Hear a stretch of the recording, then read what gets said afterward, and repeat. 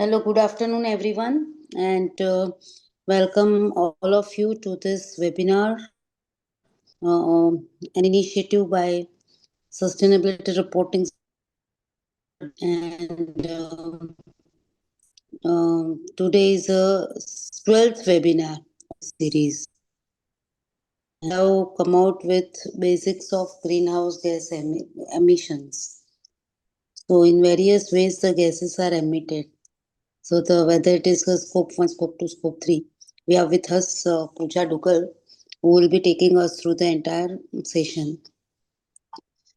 This month, as ICI, we are celebrating as ICI Sustainability Month and taking 5 Ps over celebration.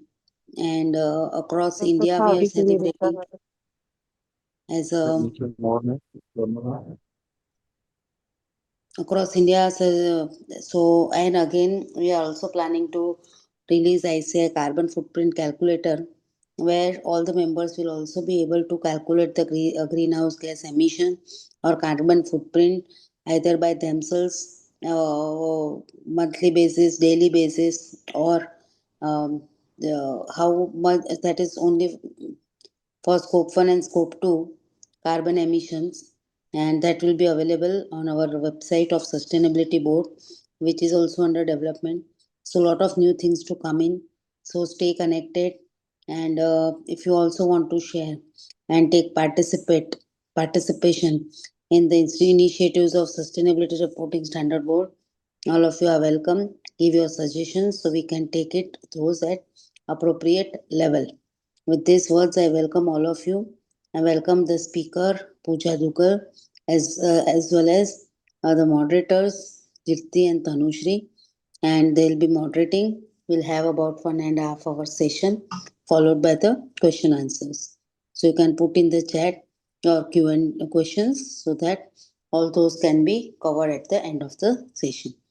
With these words, I welcome all of you and giving my charge to the Kirti. Thank you so much, ma'am, and thank you for coming into the session. I welcome hereby the speaker of today's session, Ms. Priya Duggal, and I welcome all of you to the 12th session of SRSB. So let me just introduce CA Priya Duggal on the for today's session. She is a director with a strong record over 20 years of experience. Priya has led statutory engagements in the past, and her focus in the recent years has been on sustainability assurance engagements for various entities under business responsibility and sustainability reporting guidelines, GRI standards, as well as assurance readiness advisory services for BRSR. She has headed advisory engagements under IIRC framework on the integrated annual reports for large listed financial service entities. Her experience includes leading engagements related to CSR, financial review of funds, utilization and management of funds, including accounting by the NGOs. So, thank you so much, Priya ma'am, for the giving the session on basics of greenhouse gas emissions. Over to you, ma'am. Hi, good afternoon, everyone, and welcome to the session. I will just start. Give me 1 second. Just let me know when the screen is visible, Kriti. Yeah, your screen is visible. Okay. Welcome all to this session on greenhouse gases. Greenhouse gases is a very vast subject for understanding. I'll just try and make sure that we are introduced to the subject and therefore basics. There will be upcoming more sessions where it will be much more in detail technically because there are a lot of nuances in greenhouse gases, and I myself as a chartered accountant am getting into the concepts, and there are environment experts who are completely deep into the CSR, into the GHG domain, who have much more knowledge, but it's the chartereds also who need to now update ourselves at least on the basics, and then we can, always use experts as we go deeper into the engagements. The first thing, let me just cover the content that we are trying to, the content that we will cover during this session. Carbon accounting, like Preeti ma'am mentioned, is the GHG accounting. This is one of the most critical elements if you are trying to understand environment and trying to make disclosures and get it attested. BRSR, which is mandatory for reporting in India, includes energy disclosures as well as GHG 1 and 2 mandatory disclosures, along with assurance of the same. So therefore, the importance of the topics is immense. So therefore, in the agenda we are covering today, understand the need for carbon accounting. What we will also cover is understanding the carbon accounting and reporting principles, setting organization boundaries and operational boundaries briefly, and also identify and quantify the emission and calculation methods. So we will briefly cover this concept too. So these are the 4 main content elements for the session today. As we start, the key to understanding just a second. The key to understanding carbon accounting is first and foremost understanding what is greenhouse gases and how they contribute to the climate change. The greenhouse gas effect is actually a natural phenomena wherein as the sun during the day, as the sun's rays reach the earth, they get trapped in the earth's atmosphere. So they heat the earth, which is required. We require sun rays for a lot of activities. As the earth cools, these rays, the heat needs to pass on. But you have a layer of the atmosphere which traps the heat naturally so that we remain warmer for a longer period, which is required so that just like a greenhouse, if you have seen a greenhouse, which is a glass structure, the purpose of the structure itself is so that once the sun's rays come in, they trap the heat, and this heat is then used for the plants and vegetation to grow. But what is happening in this natural effect? What is the extremities it has reached to because of human activities, and because of human activities which are unplanned or which are not conducive to the environment? The CO2 gas, which is one of the major component of GHG emissions, or the major greenhouse gas, even before we go to the emission, it is heating more than what is required. And because of the greenhouse effect, which was supposed to be a natural effect, it is not being released back. So it is trapped in the atmosphere, and it is leading to a lot of heat to the of the earth. So this is what is called the greenhouse effect, or the reasoning why these are called greenhouse gases, because they lead to additional heating effect on the earth. And this is a natural phenomena, but the phenomena is now having a negative impact because of the extreme industrialization, unplanned activities that is happening on the earth. And therefore, this gains importance for us, and this is a topic in itself. What greenhouse gases do in terms of climate change? Climate change is what? Climate change refers to increasing the changes in the measures of climate over a long period of time, including precipitation, temperature, and wind patterns. What that means is all these changes, and a part of it we are seeing quite often, even in India and worldwide, is the impact of greenhouse. Because of the extra heating in the Earth's atmosphere, the level of sea is rising. The level of sea is rising, then the capacity to work is also due to the extreme heat. If you see in the summers, if you walk out and then come back and try and work, your capacity reduces. So extreme heat reduces the capacity to work. It also reduces the fresh water supply to some areas. That is because there will be more evaporation, right? Because of extreme heat in areas where there is unbearable heat, there could be relocation to other towns. There are harvesting which is affecting, the impact of which we are seeing even in India. Basic food items get spoiled much earlier. So all these are the key impacts of changes in measures of climate which are impacting us on a daily basis, and the greenhouse gases contribute to this. So what is the solution to this? And we as mature economies or mature countries, what was the solution to this? The solution was there was a Paris Agreement which was signed by 196 parties on 12th December 2015, realizing the importance of climate change, wherein the basically in crux what the Paris Agreement laid down was an aim to limit the global warming. So GHG effect, which is leading to the global warming, limited to below 2%, preferably to 1.5 degrees Celsius. And that is comparing it to the pre-industrial levels. So what is happening is the pre-industrial levels, our temperatures were much under control.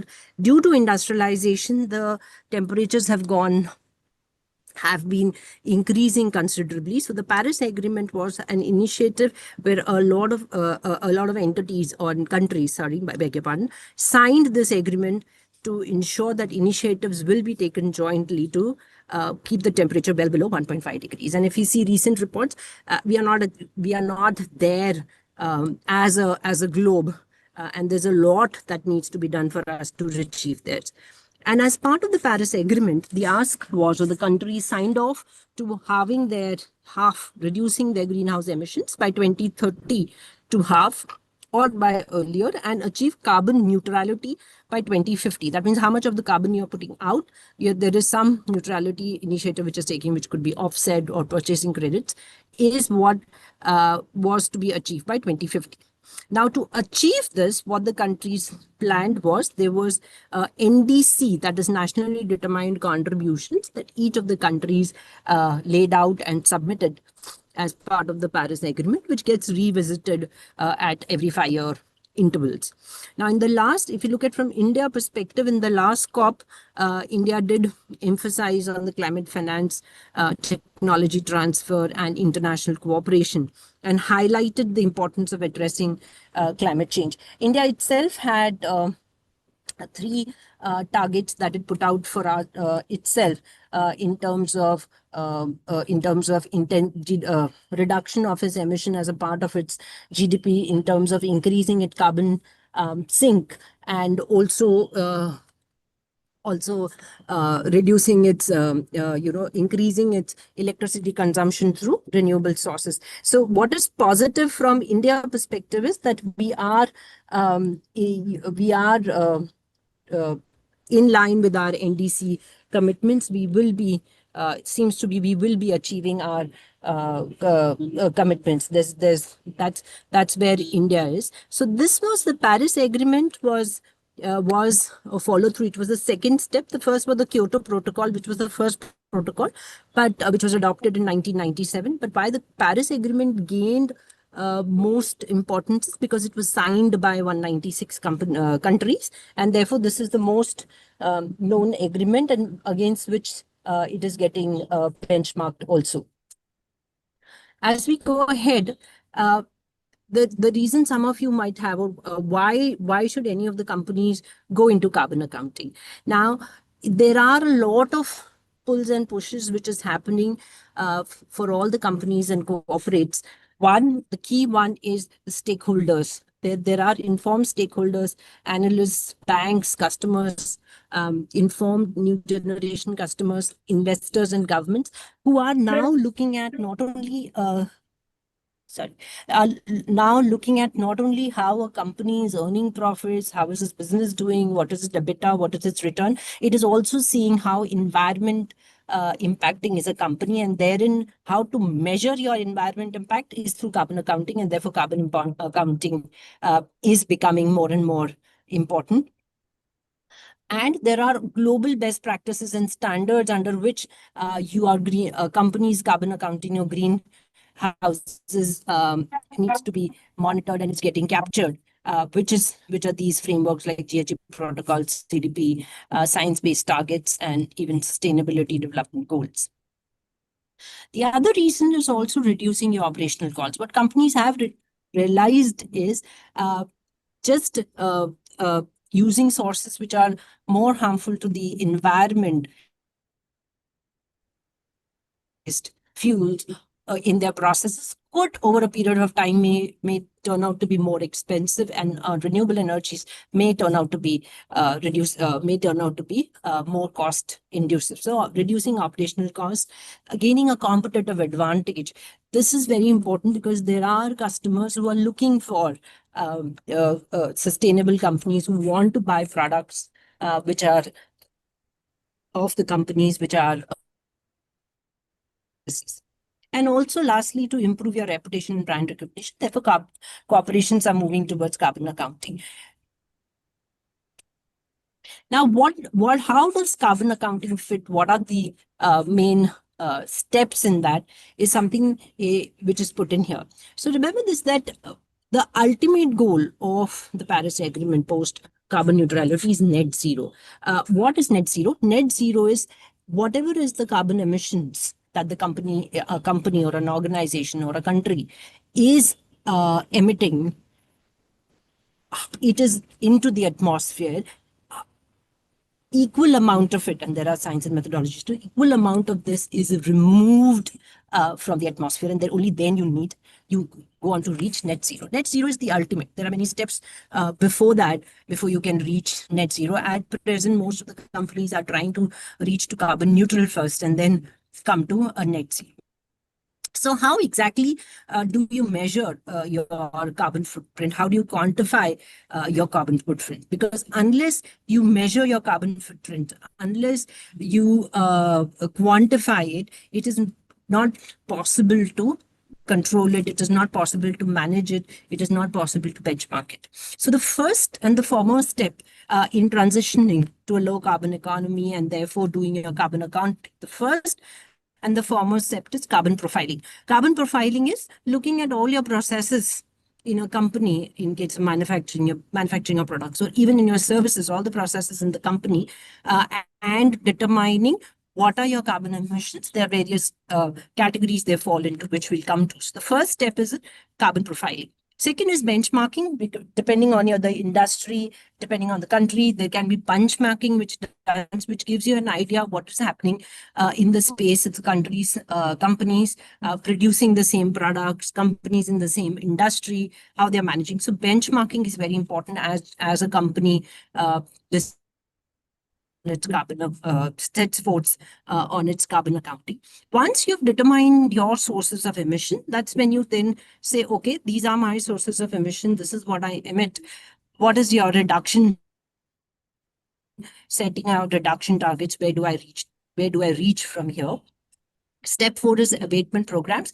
Abatement programs is nothing but to save each ton of carbon. How much is the incremental cost that you incur? So, for example, if you're going to change your boiler from using fossil-based fuels, now you're going to change it to use renewable energy. What is the incremental cost you have to incur? Maybe you'll have to re-engineer the boiler, buy a new boiler. So the abatement costs is something that gets calculated, because a company will want to know, okay, I want to be green. I will set reduction targets, but what is the cost that is involved in this? That's what is a kind of an abatement. And then you have offsetting, which I mentioned is carbon offsets, which the companies does in fact invest in to go carbon neutral. Ultimately, you reach to net zero, wherein you're even doing carbon removal mechanism. So it's an ongoing exercise which company needs to do. The entire GHG carbon accounting, or what we call it, does take a certain period of time. If a company is doing it for the first time, it takes a good 2 to 3 months to make sure that the first step, which is the most critical step, is done appropriately in terms of identifying your sources of emissions. So that's on carbon accounting. Applications of carbon accounting closely linked to why it's required also is regulatory requirements. A classic example for India is the PRSR, where you're required to report your scope 1 and scope 2 emissions, and as a leadership indicator, even scope 3 emissions, which are all carbon accounting, and it's a regulatory requirement. Second could be your investors and management, which is asking for this information. Nowadays, to get grants, if company is in businesses where there are government grants, there could be a requirement that the company submits its carbon emissions loans. You get loans which are cheaper. Recently, a company took L&T was in news. They took the first huge ESG sustainability linked loans. So that's one. And lastly is the carbon markets, which is evolving in India. By 2026, it's going to be a full-fledged market where companies who are more, positive in terms of their carbon footprint could sell and get tax credits and will be benefited in that manner. Moving on to the principles of carbon accounting. What are the key principles that we need to keep in mind? Now, carbon accounting globally, there is one standard which is used the most. I mean, more than 90%, this is the standard which is used across countries and jurisdictions and companies, is the Greenhouse Gas Protocol. The Greenhouse Gas Protocol has come up with specific guidances on one. First is a corporate accounting and reporting standard, which is a full standard. It's like an overarching standard talking about the greenhouse gases, what do they mean, dividing into various categories. Then, given the importance of scope 2 and scope 3, there are specific guidances which is also being put out in scope 2 guidance, and a separate one was scope 3. Scope 3 is the vast, as we cover it later, you'll realize it's too vast, and therefore there is a technical guidance to it. GHG protocol per se is issued by, so there is WRI and WBSCD. So WRI is an NGO in US focusing on environment, and WBSD is a global Geneva-based organization consisting of 176 corporations, which has contributed to developing this standard. And there are a lot of revisions are also which are expected in this standard going ahead because the importance of emissions across. What is important to note is this GHG protocol is framework agnostic, in the sense this is being referred to in BRSR, this is referred to in GRI, this is referred to CSRD, this is in TCFD. So across all frameworks for calculating your carbon emissions and identifying your carbon emissions, this is the framework which is being used. The key principles, now we as chartered are used to having identifying reporting principles which we have in financial. Similarly, in GHG, there are certain key principles on which the entire standards, all the standards are based, which is the 5 principles of relevance, completeness, consistency, transparency, and accuracy. The first principle is relevance, which states that the GHG inventory, which is called when you do a carbon profiling, that's what you get, your GHG inventory. You determine all your sources of GHG emission. The GHG inventory needs to appropriately reflect the relevant emissions of the company and with the mindset that needs to serve the decision makers' needs and disclose objectives of the users, both internal and external to the company. So the inventory needs to be relevant emissions, in the sense, for example, for a manufacturing entity, the relevant emissions are the ones which are from their processes, the manufacturing process which they do.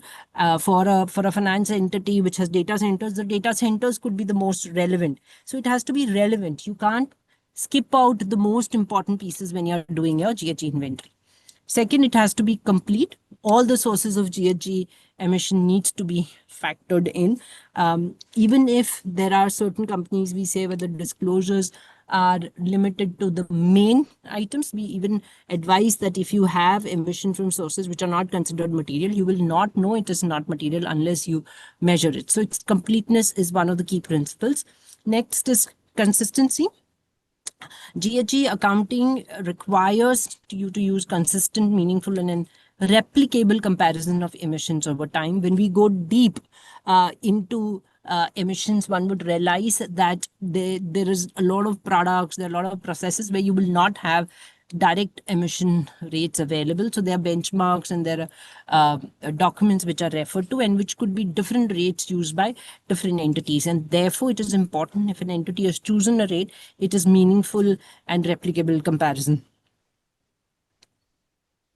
And what GHG also requires that they could be, you have an inventory boundary change, there could be a data change, there could be a method change, because this is evolving and because this is judgment-driven analysis, that the record of those also needs to be retained. Transparency, it should not be a black box. It should address all the relevant issues in a factual and coherent manner based on clear audit trail. Disclose any relevant assumptions and make appropriate references to the accounting and calculation methodologies and data sources used. So that's a very important basic principle, which is transparency when you're calculating when you're calculating and disclosing the emission. And the last one is also very critical. I mean, it has to be accurate. You have to ensure that the quantification is systematically calculated and uncertainties are removed as much as possible. You need to achieve a sufficient accuracy to enable the users to get a reasonable assurance in terms of understanding the information. So these are the 5 principles which need to be keeping in mind when we are doing GHG inventorization. Am I audible? Hello. Yes, ma'am. Yeah. Now we go deeper into what are the greenhouse gases. Now, the greenhouse gases are primarily, or the most important one, there is the carbon dioxide. So you have the CO2, you have methane, nitrous oxide, hydrofluorocarbons, perfluorinated compound, and others. And how do you, report the emissions? We'll come to the calculation. These are reported in CO2 equivalent. So CO2 is the most prevalent greenhouse gas, and the other gases, for reporting perspective, to have a common reporting unit, are converted into CO2, and that's what is the global warming potential. So per ton of CO2 is one global warming potential. Where do you see CO2? What are the common processes or equipments? Energy production leads to release of CO2. Cement manufacturing leads to a huge release of CO2 because it's limestone. Its basic compound is CO2. Transportation, the vehicles we use, the diesel and the petrol which we use in the vehicle, leads to direct CO2 emission. The second greenhouse gas which is critical is methane, CH4.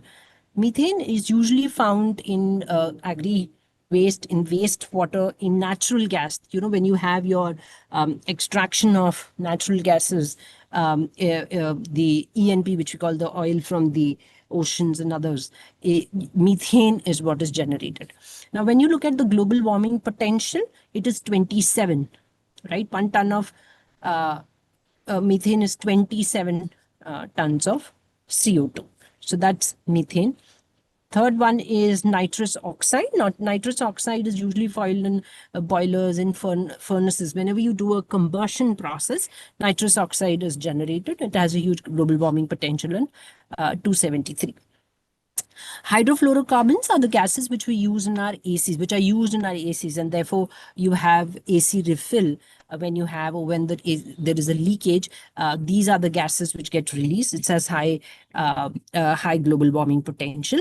Why do you see a range here, 4.84 to 14,600? The components can be huge. The type of hydrofluorocarbons itself are quite a bit, and depending on which one is used, the global warming potential will be higher. Then we also have perfluorinated compounds, which are usually in semiconductor manufacturing. These gets released. Fluorinated ethers, these are in fire suppression, you use those. These gases gets released. Perfluoroethers, these are in vacuum pumps, lubricants, these release these gases. Chlorofluorocarbon, these are in foam blowing agents. Reduced usage, but these are also gases and hydrofluorocarbons. So it is important to note as when emission is calculated, it will be the base on which is going to calculate the emission factor and into the global warming potential if the emission is not in CO2 itself. And these global warming potential are given in IPCC. IPCC is a benchmark which gives emission factors. So the latest one is AR6, which is referred by all companies. It is even given guidance or referred to in the BRSR as a source for taking the emission factors. Now, what are the various types of carbon accounting where all we can do? We can do the carbon accounting at a product level. That means for a particular product, say diesel, what are the emissions generated, and look at the whole life cycle from extraction of the oil to the generation to the end life of the product. So it's at the product level. It can be at the project level, which is it covers the emissions of the particular project or even, and it can be a project could be over a year or many more years. It will be at the organization level, which is what we cover usually when we are doing the GHG accounting, which is covering all the emissions in the organization through its activities which it generates. And this is what gets reported in BRSR and sustainability reports. So doing carbon accounting at the organization level. And lastly, it's also at the national level, right? At national level is what countries are taking targets. So at the national level, all that is calculated. Now, one of the key elements when we get into the carbon accounting is the reporting boundary, which is mentioned in GHG protocol. The reporting boundary is something that the company assesses. It includes both organizational boundary as well as operational boundary. So the point to note is, if you're doing standalone, and it's simpler to determine your organization boundary. Sorry, you have a question? Hello. Okay, I'll continue. So organization boundary, if you're doing it standalone, it's simple. But what GHG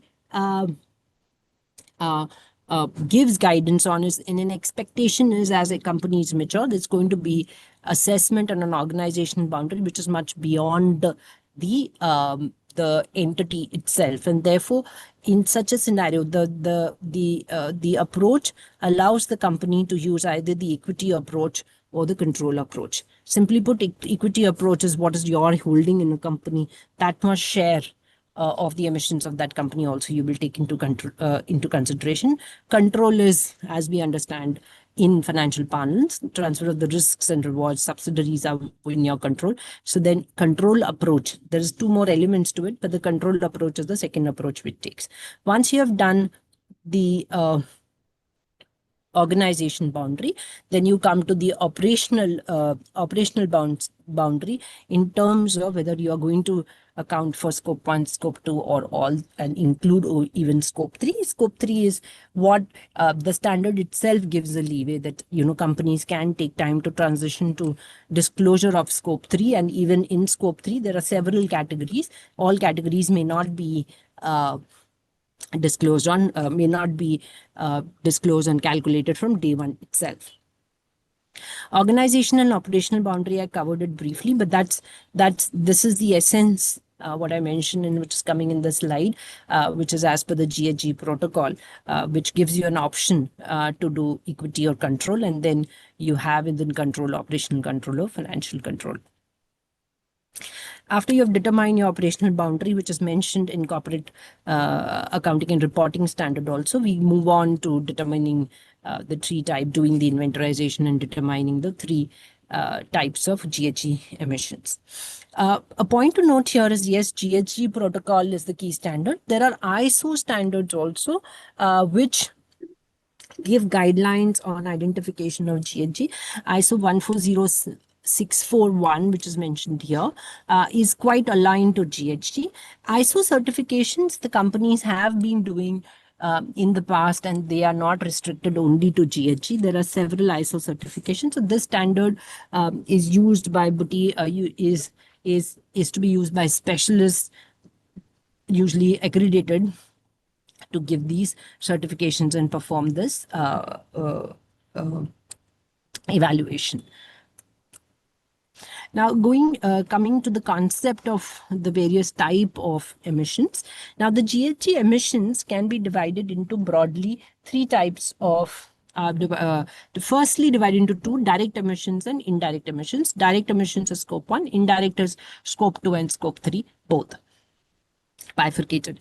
Scope 1. So what is scope 1? Scope 1 is simply put, it is emissions from sources that are owned or controlled by the organization. The vehicles the company owns, the the machinery the company uses. So all the ACs the company owns. So it includes emissions from use of all the sources that are owned or controlled by the organization. And also process emission comes in there. So if you own a machinery and then you're producing a product, in the process, if there is an emission, that's also your scope 1 emission. So that's scope 1, easier to understand. Then we come to scope 2, which is also as a principle easier to understand. It is linked only to energy. So it is indirect emission from consumption of purchased electricity. It includes heat or steam, any other source of energy also, which is purchased by the entity.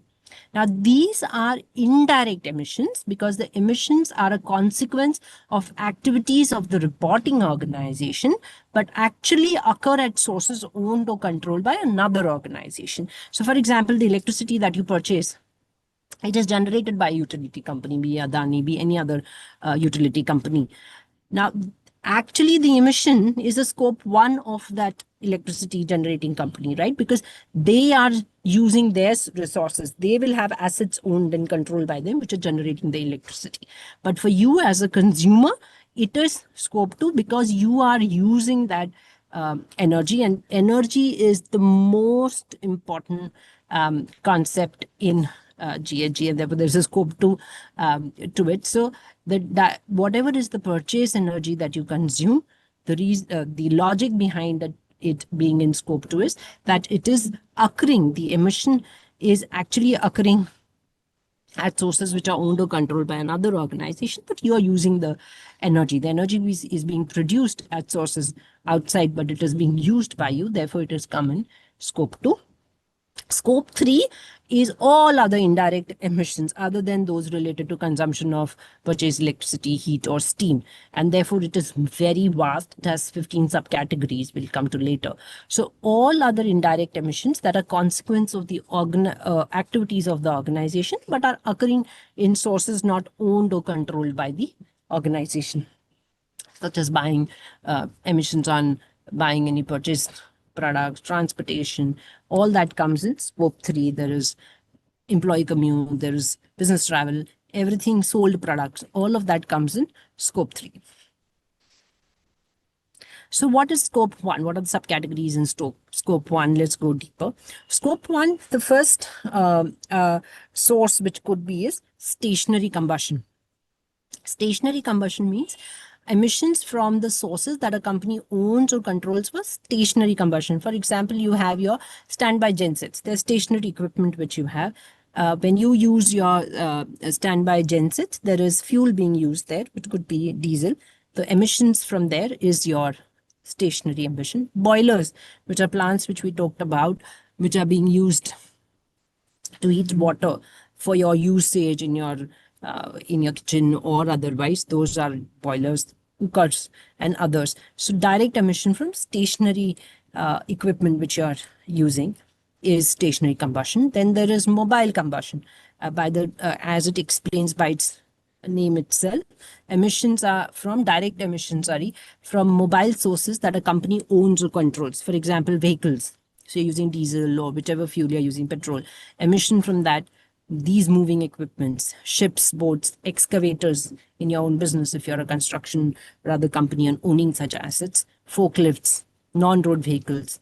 So all of these will come in your mobile combustion. These are on vehicles which are owned and controlled by you. So for example, if you're contracting, those will not come under your scope 1. And this is mobile combustion.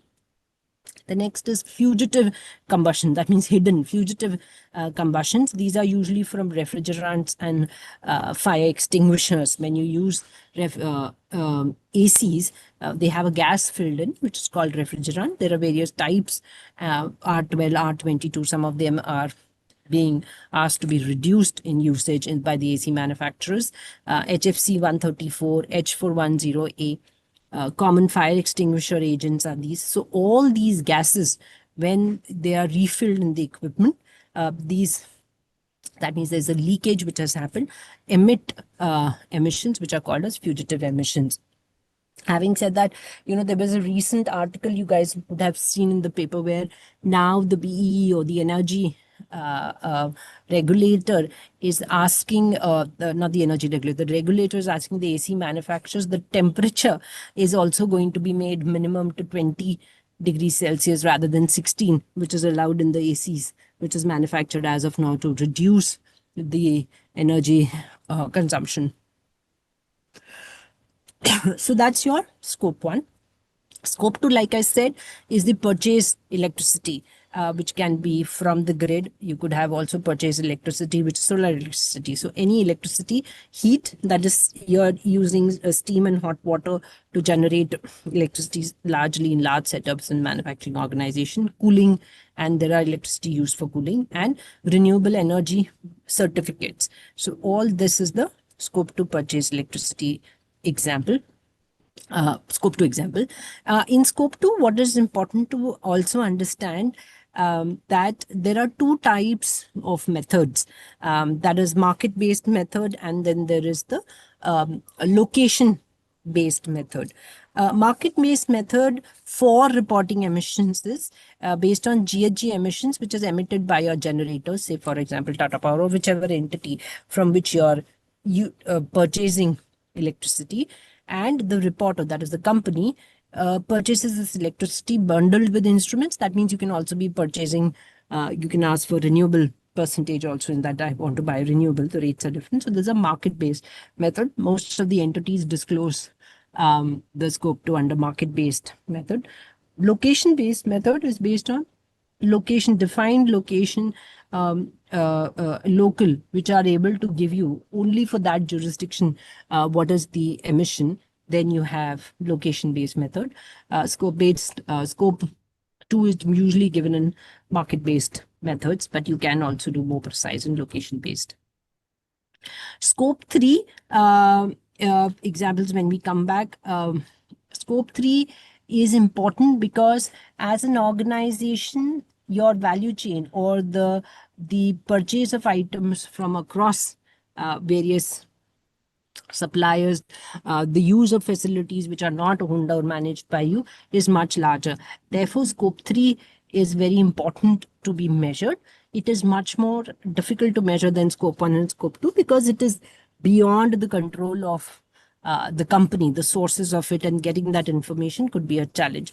But this is, if you look at the scope 1, scope 2 and scope 3 emission of any company, the scope 3 is usually large because you will have the reasons like I explained. You will have a lot of value chain through which you are purchasing, using services, or your employees or you yourself and the workers are using those facilities. So it's important as companies mature to use to measure scope 3 emissions, and that is what will also lead to enhancing the stakeholder information and company going ahead. So mature large companies have moved towards even recording the scope 3 emissions.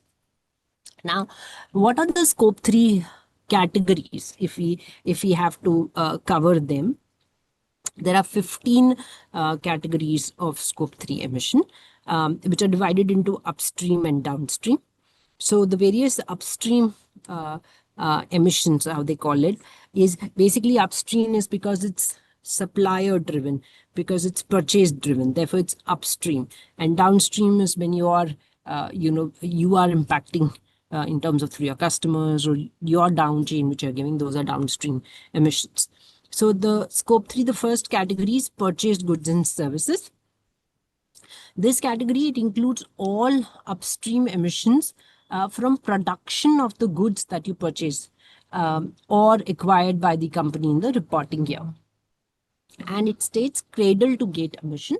Cradle to gate emission is from the time the product which you have purchased is manufactured or sourced, the raw material for the product, that is the cradle. To gate means to your boundary. That means to you as an organization it comes in. So cradle to gate emissions come under this category. And this includes all the products, all goods and services It includes extraction, production, like I mentioned, transportation of goods and services, and not included in 2 to 8. So 2 to 8 categories are specific categories. If it gets included in 2 to 8, then it doesn't get included in the purchase of goods and services category. The second category is capital goods. Capital goods, by its name, is self-explanatory. It's for goods, but these are all capital goods which you have purchased. So emissions from there, from cradle to gate, come into this category. The next is fuel and energy related activities. Now, when you're purchasing, or when the product that you're purchasing is being produced, there is fuel and energy which is being also used in extraction of the product, and that's what comes in fuel and energy related activity.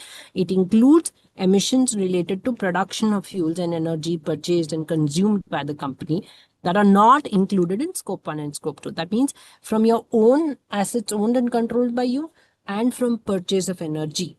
Those two have already been covered in scope 1 and scope 2. Other than that, what are your sources of production of fuels and energy will come under category 3, that is fuel and energy related activities. Fourth is upstream transportation and distribution.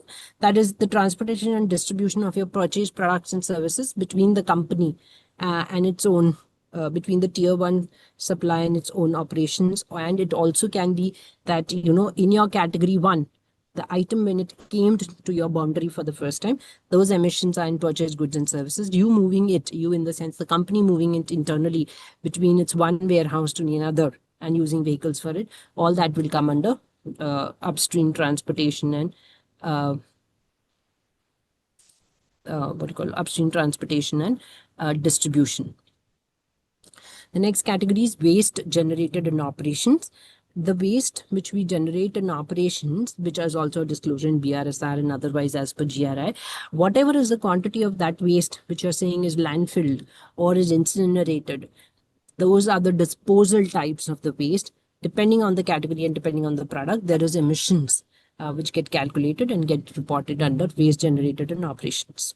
This is your category 5. Category 6 is business travel. So business travel is we as employees of companies, when we use vehicles which are not owned by the company for travel, which could be trains, which could be buses, which could be cars, which could be even aircrafts that we use, or the airlines which we use to travel for business purposes from one location to another. The emissions from usage of those modes of transport falls under the category of business travel. So now you can visualize, as a company, your business travel will be larger, right? Therefore, we say scope 3 is large because your n number of your employees are traveling from work purposes, say from one office location of yours to another, from your office location to your client, traveling across cities for your procurement or otherwise, traveling to give seminars for the company itself, is going to be all part of business travel. And therefore, the data becomes important here. So business travel is this category. The next one is the employee commuting. So there is a segregation. Business travel is only when an employee is traveling from the office to any of its location or for office purposes. But when an employee is traveling from home to the office site, those emissions fall under the category of employee commuting. And therefore, for measurement of this is again an estimate. It's very difficult to actually measure how much of travel fuel is being used. What is the mode of travel? How much is the fuel used in travel? What is the frequency of travel to measure this emission? And employee commuting can have various components to it. It can be through own cars. It can be through autos. It can be through bus travel, air travel. All those modes of travel which your employee uses, the company's employee uses to travel to the office, and the emissions depending on petrol, diesel, or whatever source that fuel that vehicle is using is the employee commuting. So these categories have a lot of estimation involved, because getting an exact number could be a challenge, and therefore what companies do in employee commuting is they do surveys and ask the employees their mode of travel and then do the estimation based on that. The next one is and in employee commuting, another point to note is you also have the work from home emissions, because now you have a lot of employees which work in hybrid mode. So therefore, they are using certain energy equipments at their home, which is actually a scope 3 for the company, the reporting company, because they're doing for the business of for the company, and that too is being estimated and reporting under this category. Then we come to upstream leased assets. These are the assets where the company has leased its assets to others, and these are your upward leased assets, wherein you as a company is a lessee who is using these assets. When you're leasing it out, it will be downstream. When you're a lessee, these are your upstream leased assets. So remember, when we talked about the operational control approach, when you determine the boundary, one important thing to note in GHG is lease facilities gain a lot of importance. So lease facilities as a concept in GHG, if they are in your operational control, then the emissions come in scope 1 and scope 2, depending on the usage at those facilities. So other than the entities, therefore the definition is other than the leases which are included in scope 1 and scope 2, all the other leases of the company where the company is a lessee fall under scope 3. And this is an assessment which the company does it at the first time, and then every time when a new lease is taken, whether it has operational control over the lease. And this, from experience, becomes a lot of discussion, is a discussion matter in a lot of assignments when we do, because there's a lot of judgment involved in determining whether the company has operational control or no. By default, the GHG standard says all the leases could be an operational are the leases where you will have operational control, and therefore the emissions of electricity and if there is diesel use will come under scope 1 and will come under scope 2 and scope 1 respectively, but there's a lot of judgment involved here. Then we come to the downstream categories. So 1 to 8 were all upstream categories. 9 to 15 onwards fall under downstream. The first one is downstream transportation. That means this category includes emissions that occur in the reporting year from transportation and distribution of sold products in vehicle and facilities not owned or controlled by the company. So this is the transportation and distribution of products between the company's operations and the end consumer, if not paid by the company, including retail and storage. So when your product is going to the end consumer, there is a transportation, right? The fuel used therein and the vehicles, if they are not owned and operated by the company, those are all form part of your downstream transportation and distribution. So how granular you can see is scope 3 to ensure that all the sources of emissions are considered. The next category is processing of sold products. This is, you have manufactured a product. This is not going to the consumer. Your product may be intermediary, which is being then processed by another company or manufacturer and then sold. So the intermediate products processing falls under emissions through that falls under this category. So category 10 includes emissions from processing of sold intermediate products by third parties subsequent to the sale by the reporting company. So it's emission for the reporting company. Intermediate products are products that require further processing, transportation or inclusion in another product before use, and therefore result in an emission from processing subsequent to sale by the reporting company and before use by the end user. That's important to note which emission fall in here. Emissions from processing should be allocated to intermediate product. These processing of sold intermediate products by downstream companies, example, manufacturers. Use of sold products by the very language, it is emissions when your you products which you have produced are sold are sold to the end users. This is difficult to determine, but end users include both consumers and business customers that use your final product. End use of products sold such as fuel and energy consuming goods, not that relevant for service related companies, but relevant for manufacturing. And again, the category, determining the emission in a particular category, if it's a challenge, it could be not the first one being used in your inventory, and over the years you can bring that in also. The next is end of life treatment of sold products. So the products that you have, that you produce as a company, if it has end of life, right, what happens to it after it is reached its end? Does it go in landfilling? Does it go in incineration? Does it get reused? So basically, this category wants the company to consider the emissions from, depending on what is your end of life treatment of your sold product. So it includes emissions from waste disposal and treatment of products sold by the reporting company at the end of their life. This category includes total expected end of life emissions from products sold in the reporting year, waste disposal and treatment of sold products at the end of their life, including both goods. It includes both food and non-food products. One of the reasons could be all the companies have to now report even their waste generation as part of their sustainability disclosures. It's there in BRSR, so it's a mandatory disclosure for the top 1,000 listed companies. And more companies are asking for this information. And therefore, you see electronics and many other companies now, they have initiatives where they have provisions whereby the products can be submitted back to the company or the recyclers, for example, in case of plastic products, to pick up or collect these products.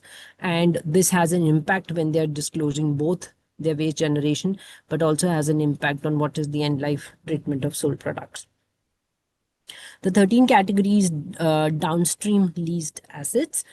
This category includes emissions from operation of assets that are owned by the company and then they're leased to other entities and not included in your scope 1 and scope 2.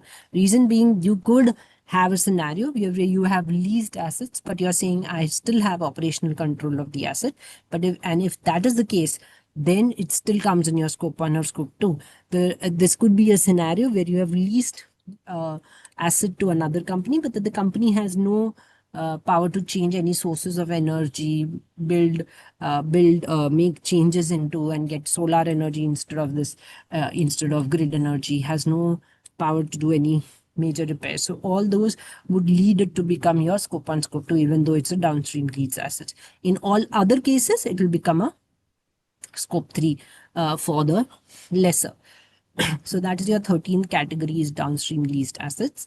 The 14th category is franchisees. That is, operation of franchisees not included in scope 1 and scope 2. Franchisee is a business under license when you sell and distribute another company's products. The last is the investments category, which is quite unique, very, very important for large financial companies. This is, the investments that you make, both equity and debt investments and project finance, the emissions because of the use of the funds by the company to whom you have invested in, leads it to be scope 3. The determining for equities or which are your subsidiaries is easier, but when you have debt investments and you have investments in entities which are not your associates and your subsidiary, this is where a lot of work needs to be done. And very few entities disclose your scope 3 scope 3 emissions from investments, given the complexities involved in determining the same. What is important to note, like I mentioned, the GHG protocol gives a lot of guidance on scope 3. It also has a calculation guidance which it provides for scope 3 emissions. moving ahead, in terms of how do you then go and calculate your GHG emissions? We have covered the basics. The step one is, like I said, first you set the organizational and operational boundary. So therefore, this organization stays simplistically put it as standalone. Then the operational boundary, you have to see if it's operational control, you have to assess your leases. Usually companies go for operational control only, wherein you have your owned premises, and then you assess your leases also to determine whether you have operational control and accordingly include the emissions as scope 1, scope 2, or scope 3. Second will be a very detailed exercise of identifying the emission sources. What this entailed is understanding the business of the company in detail, and doing a walkthrough of their business activities threadbare to understand each and every process which may be consuming energy or any other fuel, and therefore will be involved in emissions. And then post process, even like we saw the various categories, seeing which are the various uses or what are the steps involved in once a process delivers a product or a service is delivered, in terms of then it going out to the customer, what are the locations where the company has its offices, what are the equipments which are being used to manufacture the products. Scope 1 and scope 2 GHG, even if we keep scope 3 on side for a moment, there is a lot of work to do even for scope determining your sources of emission, and it's a deep exercise. The first time if an entity does, like I said before, it's a deep exercise, takes 2 to 3 months to correctly determine all their sources. And if you're doing a detailed one, even material scope 3 emissions could be included. Then we come to the calculation approach, which is what we will cover, I think, in upcoming sessions in more detail, is how do you calculate the emission. Some sources are quite simple, but in certain processes, calculation of the emission itself is a very technical technical exercise. So choosing your right approach, and for doing that you need to collect your data. Your data collection should be appropriate, and that is where we see the maximum challenge in sustainability engagements. Given these are still in nascent stage, companies are very used to keeping their financial records or evidences in place, given that it has matured over several years. But in case of sustainability, the sustainability teams are not used to the evidence approach which is required to ensure that all the numbers that are being contributing to an emission are recorded, evidences are maintained. So collection of data and identifying the right owner is a key step. Guiding the teams on what that means is also very important. Usually teams in sustainability consist of environment experts, engineers, which are not used to who don't understand or take time to understand the audit trail concept, the concept of keeping evidence ready. So that becomes a challenge at times. And applying and actually measuring and determining the emission is the fifth and the most important step. Organizational boundary, I think we have kind of covered.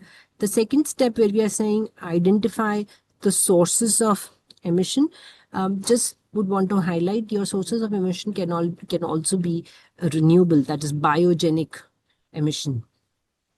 What this diagram is showing, the reporting company. Upstream, like I covered, these are the categories which come in upstream, starting from purchased goods and services, capital goods, fuel, transportation, waste, business travel, employee commuting, and leased assets.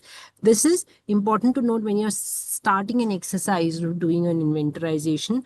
You have to look at the company across these categories and saying, okay, in scope 3 also, what is its business, which categories emissions could be material it could fall under.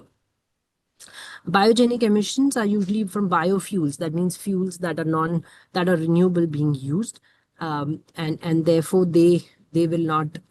These are reported separately. They don't get included as scope 1, scope 2, but there is emission there which needs to be reported separately. Carbon sequestration is an important concept when we come to net zero or carbon, understanding carbon removal. The carbon sequestration means you by way of planting saplings or forestation, you're removing the CO2 from the soil, and carbon sequestration is one of the important methodology to move towards net zero. The scope 1, scope 2, scope 3, which I covered briefly. These are the your carbon footprint. When they say calculate the carbon footprint, these are the components which we covered, which need to be analyzed, and you come to the carbon footprint of a company. That means you calculate the scope 1, you calculate the scope 2, and you calculate the scope 3, and that's how you come to the carbon footprint. So, and analyzing your energy sources. Now, actual calculation is the activity data. So, for example, in case of fuel, it is the amount of fuel that you have consumed in a vehicle, say, for example, petrol. And then what is the emission factor, which is given by IPCC and others, into the global warming potential. Say, for example, it is fuel, it has a CO2 component. There would be no carbon global warming potential if it's CO2. But if it's different gases, it'll have a global warming potential also that needs to be taken into consideration. Certain benchmarks like DEFRA, which also gives the emission rates, it gives directly the emission rates, and it doesn't need you to again go into the global warming potential. These are the various sources from which you get the emission rates. There is DEFRA, which which I mentioned, which is usually for air emission, and even others product-wise emissions. India per se doesn't have at present an agency which is giving product-specific or region-specific emission rates, and therefore people usually go to DEFRA. IPCC has for certain products, but DEFRA is the most detailed, and then there are certain other organizations which I mentioned here give the information. Now, when we are collecting data and when we are estimating the emission, the simplest way of doing it, or the most basic way of doing, is spend-based method. That means how much has a company spent, and on that basis you are determining the emission. The industry standards which SEBI has released also has a guidance on that, and even GHG has a guidance. But this is when a company is starting at the basic level. Amount spent on an economic activity you did, on that basis you're doing the emission. There are rates of emission directly which needs to be applied. Now, given that there is an estimate based on spend, usually you'll get larger emissions, not very, very precise. So the next stage that a company goes into in determining its emission is called the average data method, which is the industry average which you are taking. There are studies, for example, in one of the companies which wanted to measure its employee commuting. It had not kind of done its own survey, and they didn't have that information. They took the average data method. That means there was a research paper at India level which was available, which gave on an average, if you look at the population, it was state-wise, it gave how many people would travel by bicycle, how many come by road, how many come by bus, how many come by owned vehicles, how many come by private vehicles and trains, and so on and so forth. And that was used as a basis, and emissions were calculated. So basically your mass into your industry average, then emission factor was used. Going more specific, it will be supplier-based method. So if you're a company which is manufacturing, you're a supplier to another company, a company putting out its own emission is a supplier-specific emission, which is available for your customer to use when he's doing he's calculating his own scope 3. That is supplier-specific method, unverified or verified. And therefore, I'm not just digressing for a minute. Therefore, when you see your emissions, when we go deeper into this going ahead, is you have your emission intensity. The moment you disclose scope 1 and scope 2, the requirement now is to disclose the emission intensity. And then emission intensity is what could be used by others in the value chain to determine your own specific supplier emission rate, which they can use.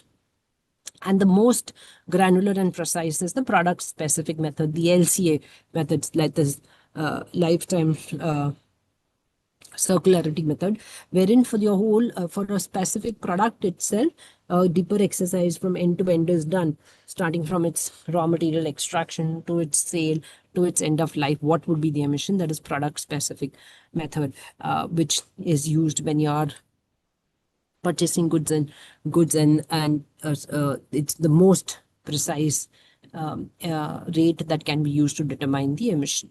So it's you're moving from the economic activity based data to finally physical activity based method. So here is a very small example.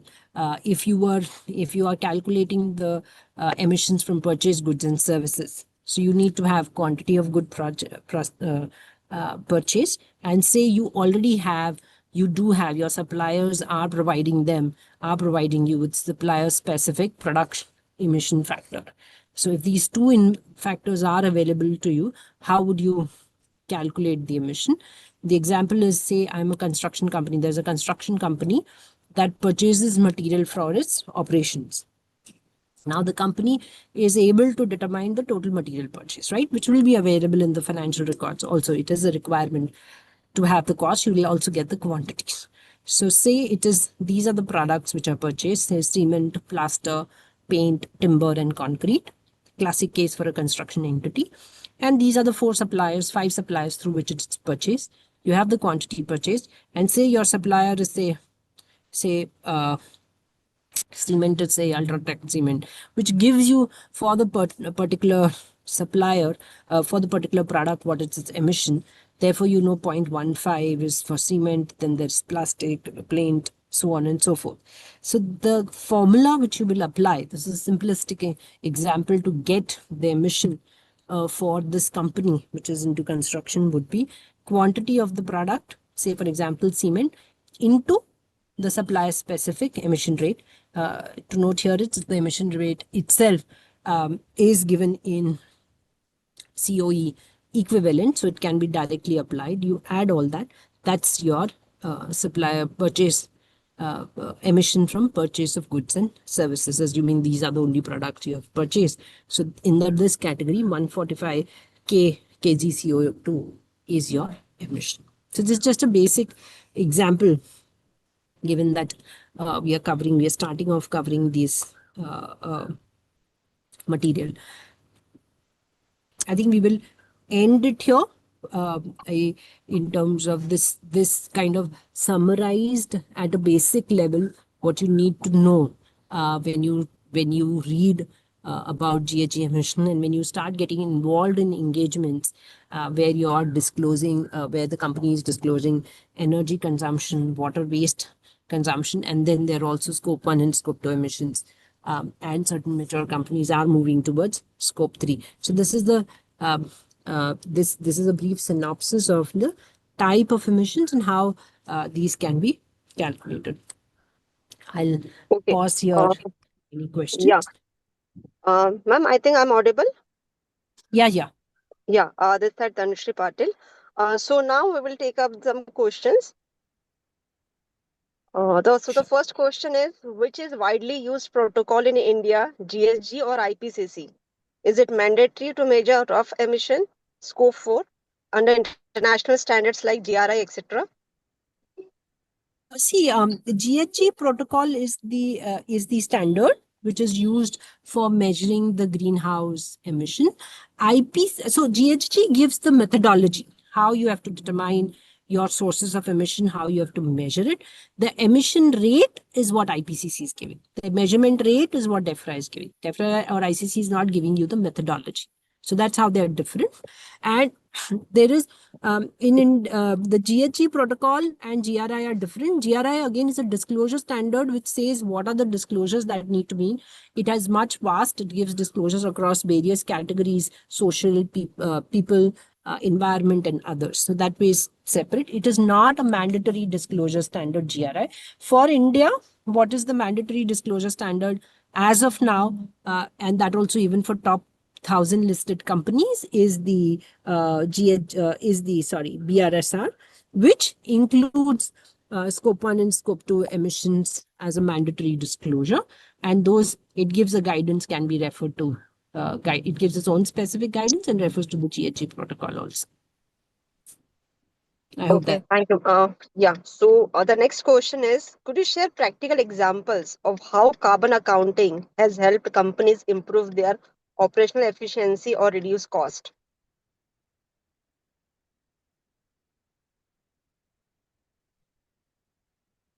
Interesting. So, uh, when a company does its inventorization and then determines its sources of emission and goes towards energy reduction, initially there are companies you do have some capex and other cost involved.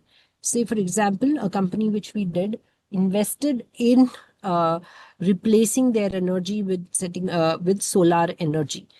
So initially they use their own facilities because they had a lot of facilities and did rooftop installation of solar panels. So initially there is a cost involved, but post that there is saving because their grid purchase of non-renewable reduced drastically. So that is one of the examples where use of renewable sources or moving towards renewable sources of energy help the company reduce its costs. Okay. And then there are opportunities also, if there are opportunities which the companies are taking and selling products which are more sustainable. It's a new business line itself, where you're selling wooden products or bamboo based product, which is leading to income for the company. Okay, so the next one is, how do you see the integration of GHG emission data with ESG assurance frameworks evolving in India? It's a huge integration. See, one of the major components, like I said, for environment is GHG. We as chartered accountants understand audit. We understand audit trail. Um, uh, it is, we are quite apt to take these engagements where your emissions are calculated. The integration to your question was, how do you see it linking in terms of assurance, I think. Can you repeat that part, the Yes, last part? yes. What do you want? What it stated? Assurance framework evolving in India. Yeah. So right now, the institute has come, the current framework under which assurance is being done is under the SSAE 3000 and 3410, SAE 3410, which is published by SRSB, which is which is which is aligned to the global standard. So we are completely aligned to the global standards which are being used for providing assurance. In fact, we institute has issued a sustainability specific standard which is not there available globally. Globally now, a new standard has come in, ISSA 5000 for sustainability assurance engagements. It will be applicable in 26. So the principles are laid down in the assurance standard itself. It's its application which is taking time because it's a journey for entities to be first ready and then the auditors auditing that information. So the guidance is available. The guidance on calculation methodology or in more precise auditing of same is still expected to evolve. But there is a standard available which is completely aligned to the international standard. Okay, so the fourth question is related to what you had just answered. Are there any globally accepted assurance standards like ISAE 3410 or upcoming ISSA 5000 that you recommend for GHG related disclosures, and how should CAs prepare for this?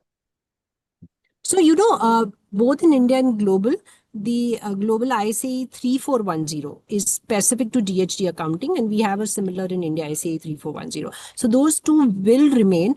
I think those are the standards if we go through, which is specific to GHG accounting, will give us guidance on how to audit, and both of them are quite aligned. So any of those can be used. ISSA 5000, the elements of 3410 won't get changed in that. It's the overall overarching standard, that is the 3000 standard, it will replace. Okay. So the fifth one is, can you elaborate on the practical challenges in measuring scope 3 emissions, especially for service-based organization or SMEs with limited upstream data? Yeah, so limited data itself is the most challenging, and therefore, scope 3, if you look at as a starting point, is where I feel a lot of finance individuals will be involved, because the first basic level is a spend based methodology. So getting activity wise data is challenge. Getting data from your suppliers is a challenge, which is what is required to have more specific scope 3 emission disclosure. But what you do have as a company is how much have you spent, right? And then therefore the spend based methodology guidance is the starting point. And that is because we understand financials as chartered.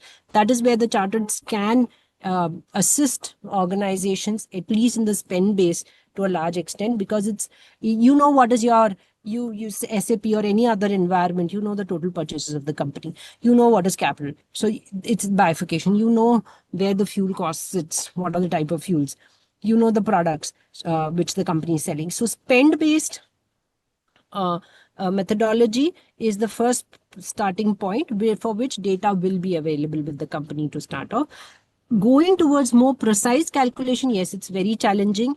There are firms which give emission rates, boutique firms, because it is all about data.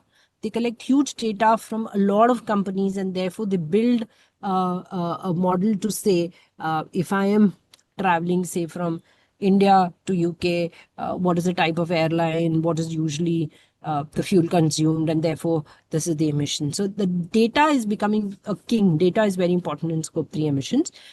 Having said that, the first point, spend base, is what the company can do on its own. But to be more precise, there are specialist organizations which give this information in terms of emission rates. Okay. So moving to the next question is, which one is widely followed in India, GHG or IPCC protocol? Why public sector oil and gas or power companies prefer IPCC protocol? So again, like I said, GHG protocol is the most formal. IPCC gives rates. IPCC, because if you look at BRSR also, it refers to IPCC. That's why that is used. But in certain complicated products or all products, emissions is not given by IPCC. Only then people go for DEFRA or EPA. IPCC is also, DEFRA is more US, UK based, and therefore IPCC has a more global relevance, but it doesn't have all rates, and therefore that's not used much. Okay. So there is, just to reiterate, there is a difference between protocol, GHG protocol, and IPCC. I think it's important for the the listeners to understand. IPCC just gives emission rates. The methodology is the GHG protocol. Okay. So the next question coming is, what should be done if supplier doesn't have emission factor of purchased goods? Where shall the data captured?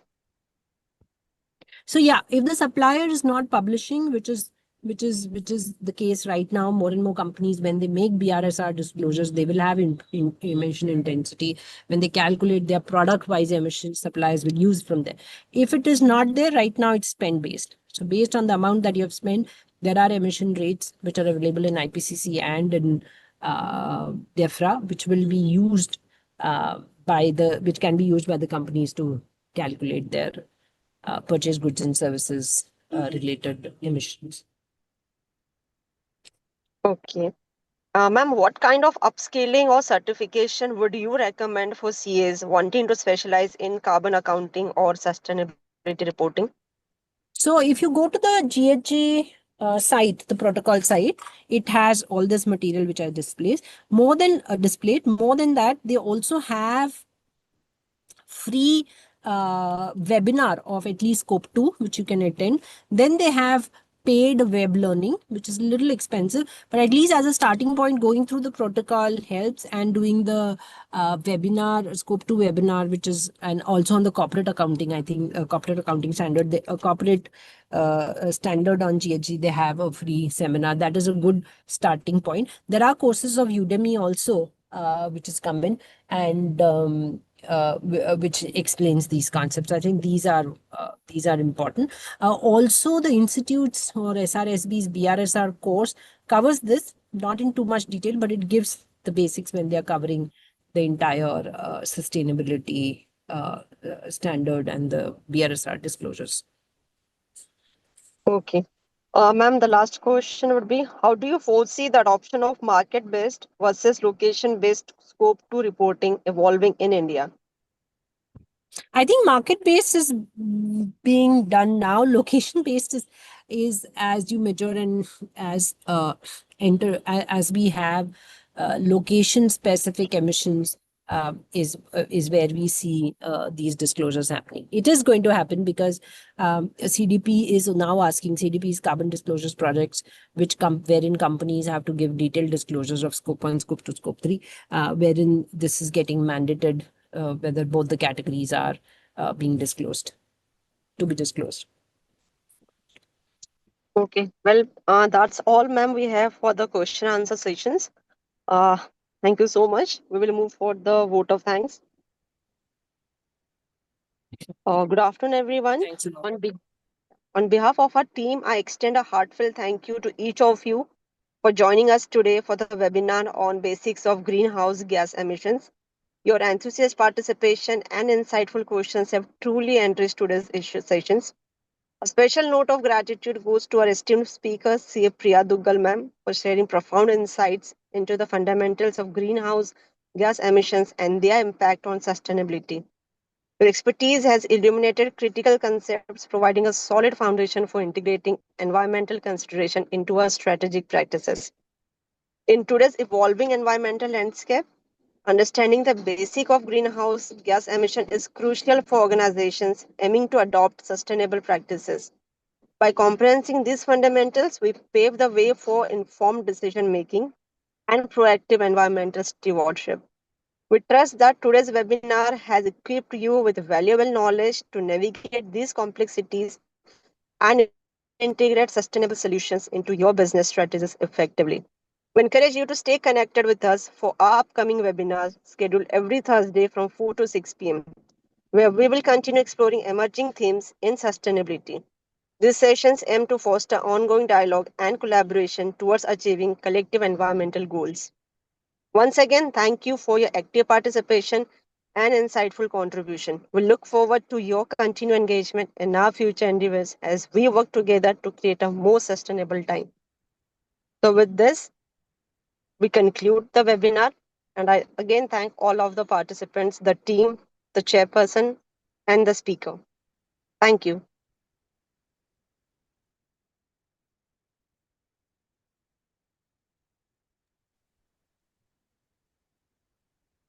Yes, Hello? tech support.